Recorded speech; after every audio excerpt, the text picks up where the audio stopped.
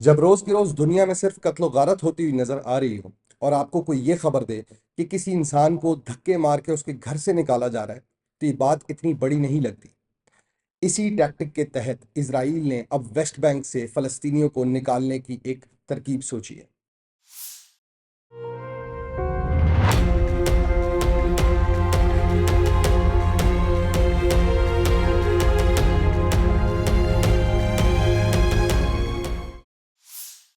15 फरवरी 2026 को इसराइल की जो सिक्योरिटी कैबिनेट है, उन्होंने एक स्कीम अप्रूव की, एक लैंड रजिस्ट्रेशन स्कीम, जिसके तहत वेस्ट बैंक में एरिया सी जो है, उधर तीन एरियाज हैं, एरिया ए, बी एंड सी।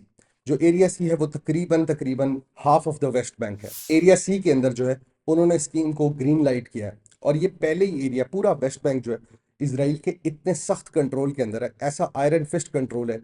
ये मिलिट्री ऑक्यूपाइड जगह है इजरायली आईडीएफ के थ्रू। अब यहाँ पे ये स्कीम लाना इनके लिए कोई मुश्किल बात नहीं थी, लेकिन ये स्कीम बेसिकली है क्या, इसमें वो करेंगे क्या और फलस्तीनियों से उनके घर वो छीनेंगे कैसे। तो अब फलस्तीनियों से ये कहा जाएगा कि आप जिस जिस जगह पे रहते हैं, आपका जो भी घर है, जो रिहायश गाह है, आप वहाँ की डॉक्यूमेंटेशन प्रोवाइड करें गवर्नमेंट को, इजरायली गवर्नमेंट को। क्योंकि सारी डॉक्यूमेंटेशन, सारे जो वहाँ पे गवर्नमेंट दफ्तर हैं, वो वैसे भी इसराइल के कंट्रोल के अंडर है।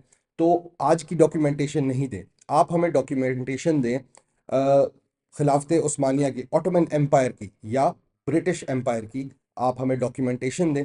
अगर ये डॉक्यूमेंटेशन आपके पास नहीं है, तो आपका घर, आपकी रिहायशगाह, आपका फार्म, आपका जो भी लैंड आप जिसको अपना कह रहे हैं, वो अब इजरायली स्टेट का हो जाएगा, वो स्टेट लैंड कंसिडर होगा। और पीस नाउ नाम की एक इजरायली वॉचडॉग ऑर्गेनाइजेशन है, जो इन मामलात को देखती है कि क्या हो रहा है, इसराइल किस तरह जो है वो सेटलमेंट कर रहा है या ऑक्यूपेशन को अपनी बढ़ा रहा है। उसने कहा है कि अगर ये स्कीम चली और इसी तरह इसको रोका ना गया, तो तकरीबन 83% of area C of the West Bank जो है वो सेटलर्स के पास चला जाएगा।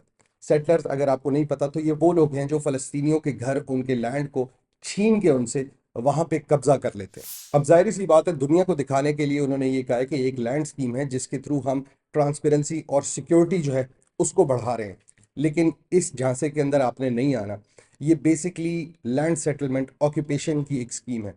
और ये उनके फाइनेंस मिनिस्टर ने एक स्ट्रेट आउट बात की थी कि we want to kill the idea of a Palestinian state. ये उनके फाइनेंस मिनिस्टर ने ऑन रिकॉर्ड बात की है, ये उनके गवर्नमेंट ऑफिशियल ने ऑन रिकॉर्ड बात की है कि वो चाहते हैं कि लोगों के, दुनिया के दिमाग से और दिल से जो है फ़लस्तीन के मुल्क या नेशन की एक जो ख्याल है वो भी ख़त्म हो जाए। और ये उनकी गवर्नमेंट में एक आधा बंदा नहीं करता, ये उनकी गवर्नमेंट के अंदर ज़्यादातर लोग करते हैं। वो उन ममालिक के साथ डील नहीं करते, उनके डिप्लोमेटिक रिलेशंस अच्छे नहीं रखते, जो फ़लस्तीन को एक स्टेट मानते हैं। अब February 8 को जो है, इससे पहले और भी स्कीम्स जो है वो अप्रूव हुए, बिल्स अप्रूव हुए, जिसमें लैंड सेल्स टू सेटलर्स जो है उसको ईज किया गया, उसको आसान बनाया गया कि वो लोग जो कब्जा करना चाहते हैं फ़लस्तीनियों के घरों पे, उनके लिए आसानियाँ पैदा की जाएं। उसके साथ साथ बुलडोजिंग करना उन फ़लस्तीनियों के घर का, उनको आसान बनाया गया। अब इसके साथ जो मिलिट्री पावर्स है वो दे दी जाएंगी सिविलियंस को, ताकि अगर सिविलियंस ये सेटलमेंट का प्रोसेस जो है अपने लिए और आसान करना चाहे, फ़लस्तीनियों को अपने घर से निकाल के वो उनके घरों पे कब्जा करना चाहे, तो ये उनके लिए और आसान हो। ये जो फाइनेंस मिनिस्टर ने ये बात की है, ये he has those powers as well. और इसके तहत तकरीबन 2 से 3 हज़ार फैमिलीज जो हैं वो पहले भी वो निकाली जा चुकी हैं। और ये कोई अब ट्रांसपेरेंसी, सिक्योरिटी या डिफेंस का मसला नहीं है, ये स्ट्रेट आउट जो है डेमोग्राफिक इंजीनियरिंग में बात आ जाती है। आप एक एरिया को ऑक्यूपाई करते हैं, उसके बाद आप उस एरिया के अंदर से जो वहाँ के इंडिजिनस लोग हैं, जो ओरिजिनल वहाँ के लोग हैं, उनको निकाल के खुद काबिज हो जाते हैं। यही चीज़ हम देखते हैं कश्मीर के अंदर भी। इंडियन ऑक्यूपाइड कश्मीर का उन्होंने स्टेटस बदला, और अब वहाँ से पूरे इंडिया से वहाँ पे लोग लाके जो है उनको सेटल कराया जा रहा है। वहाँ पे लैंड और जो डेमोग्राफिक है उसको चेंज किया जा रहा है, ताकि अगर आइंदा आने वाले वक्त में कभी वहाँ पे रेफरेंडम कराया जाए तो उनकी मेजॉरिटी ज़्यादा हो। अब ये जुल्म दुनिया देख रही है, लेकिन दुनिया इसके ऊपर कह क्या रही है, जो इंटरनेशनल कम्युनिटी है उसका क्या रिएक्शन है। तो यूरोपियन यूनियन, यूनाइटेड नेशन की तकरीबन 85 कंट्रीज हैं, उन्होंने इसको कहा है कि ये डिफैक्टो एनेक्सेशन है। मतलब ऑफिशियली नहीं है, लेकिन इन प्रैक्टिस इसको एनेक्सेशन कहेंगे। मसला ये कि आप इन प्रैक्टिस कहें या ऑफिशियली कहें, annexation is annexation, illegal occupation is illegal occupation. So international community ने, यूरोपियन यूनियन ने, यूनाइटेड नेशन ने और सारे ममालिक ने इसको कंडेम कर दिया, इसको गलत कहा, इसको अनजस्ट कहा।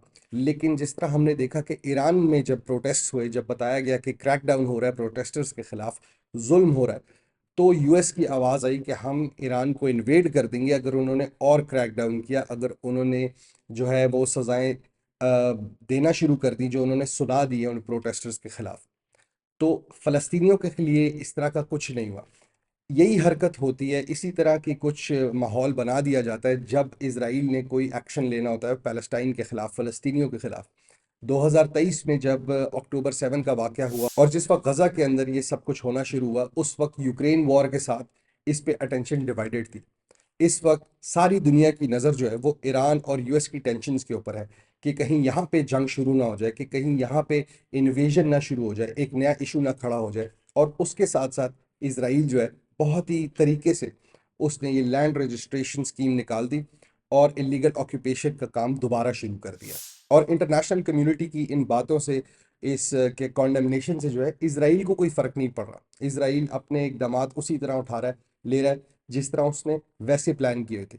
इजरायली सेटलर्स जो हैं वहाँ पे वेस्ट बैंक में वो सिविलियन पर्क्स इंजॉय कर रहे हैं, और जो वहाँ पे फ़लस्तीनी लोग हैं, पैलेस्टीनियन हैं, वो इस वक्त मिलिट्री रूल के अंडर जो हैं वो गल सड़ रहे हैं। इसराइल का फ़लस्तीन को कवर करना, ऑक्यूपाई करना इस हद तक बढ़ चुका है कि वो सिर्फ फिजिकल लैंड को नहीं ऑक्यूपाई करे, बल्कि वो हिस्ट्री को भी जो है वो रीराइट कर रहे हैं। अब लंदन के अंदर जो ब्रिटिश म्यूजियम है, वहाँ पे एक ऐसी हरकत हुई। वहाँ पे जो एंशंट मैप्स हैं जिसमें पैलेस्टाइन की टेरिटरी डिफाइंड है, जिसके अंदर 2-3 हज़ार साल पुराने मैप्स, जहाँ पे लिखा हुआ है कि ये एरिया जो है ये पैलेस्टाइन है, ये फ़लस्तीन था हमेशा से, उस नाम को उन्होंने मिटा दिया गया। उस नाम को उन्होंने स्क्रब किया और वहाँ पे कनान का की टर्म जो है वहाँ पे डाल दी गई। और ये सब हुआ pressure from pro Israeli lobbyist. UK के अंदर एक ऑर्गेनाइजेशन है, यूके लॉयर्स फॉर इसराइल। उन्होंने कहा कि ये हम इसलिए प्रेशर डाल रहे हैं, ये हम इसलिए चेंज करवाना चाहते हैं ताकि ये जो टर्म है, ये इस एरिया को जो डेजिग्नेट हुई है फ़लस्तीन जो है, वो हिस्टोरिकली थोड़ा न्यूट्रल हो जाए, कि फ़लस्तीन की जो टर्म है वो रोमन एरा के बाद आई है।